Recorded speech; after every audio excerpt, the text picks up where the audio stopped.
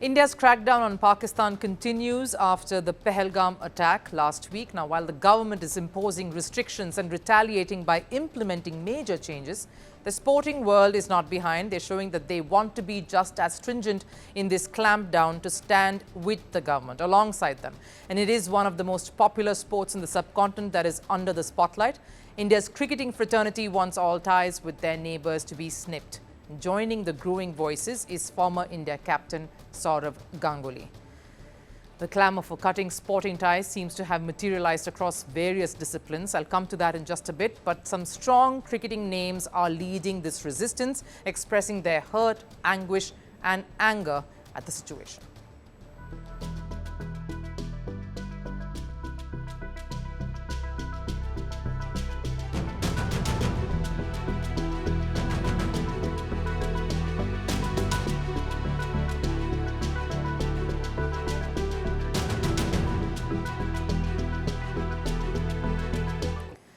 The reactions and responses come as no surprise. At least 26 innocent civilians were killed and many others injured in the heinous terror attack that Kashmir's Pahalgam witnessed. And if cricketers are demanding that no ties should be entertained between the two countries, it shows you the kind of impact that this has had on the whole nation. Because this is one rivalry that has survived despite all geopolitical tensions that have spread across decades and under different governments. It has been a crowd puller and a massive revenue generator for the sport. One such athlete who has been a part of all of this, India's former captain Sourav Ganguly, and while he has had his share of feuds and memorable moments with Pakistani players during his career of being a part of the biggest cricketing rivalry in the sport, that feeling doesn't exist anymore. Ganguly called the terror attack unacceptable and questioned the reason for sporting ties to remain unaffected when Pakistan as a country was doing nothing to prevent or reduce this. तोड़ना भी चाहिए 100% तोड़ना चाहिए strict action लेना ज़रूरी है ये कोई मजाक नहीं है यार हर साल ऐसे होता रहता है terrorism can not be tolerated. What's more shocking is that while the whole of India is in mourning and both countries are on a razor-thin edge on the brink of a possible war, Pakistanis are seeing the funny side of it, if there was even one.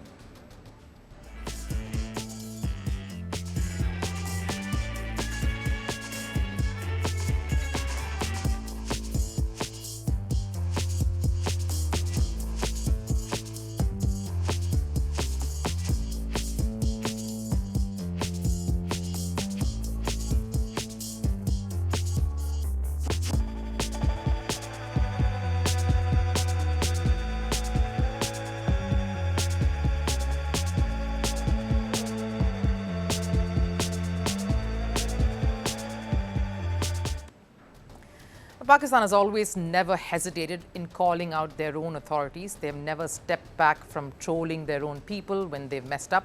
This, though, seems to be strange. And the seemingly light-hearted vein is polar opposite to the way India and Indians have moved on from this attack.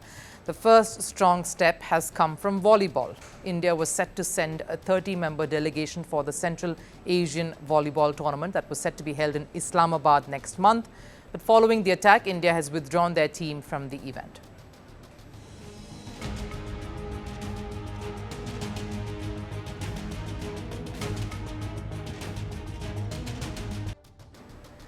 The withdrawal is just a minor indication of how India could respond in the coming months and across other sporting events and disciplines, because this time the whole nation is trying its best to stand with the government in what they believe and perceive to be an attack on its people. Just recently, India's Hockey Federation stood firm in a follow-up to the government's diktat that no Pakistani player will get visas. This was for the Men's Hockey Asia Cup, which India is set to host later this year. Another setback for the already struggling nation that is grappling with far too many concerns as is, sports included. Pakistan aren't the once dominant force that they were in. Hockey, yes. Misery loves company. So cricket too, of late, seems to have joined hands here. And the situation is no better in other sporting disciplines either. The not-so-major sports are trying to stay afloat, battling lack of infrastructure, funds, and the right kind of backing from the country itself, who seems to be more concerned with counter-attacking rather than clamping down on terrorism. The sense we are getting or observing from the sidelines is only two things here.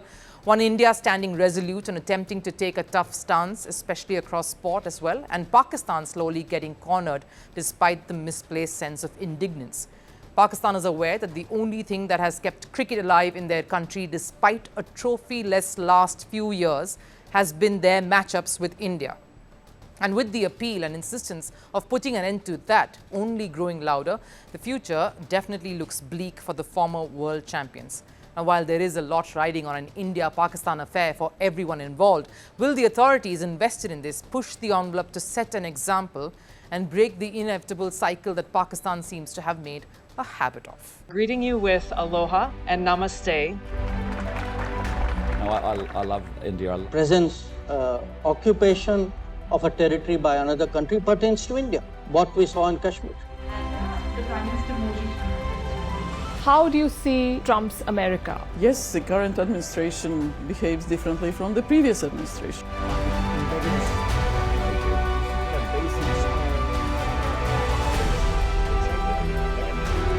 Are you saying that there are foreign powers who are trying to bring down the current government in Syria? Exactly. Bluntly, Iran, maybe Russia too. Prime Minister Modi committed to South-South, cooperation. Not over 50%. Is Ukraine prepared to pay the price for that peace? No compromises at the cost of territorial integrity and sovereignty.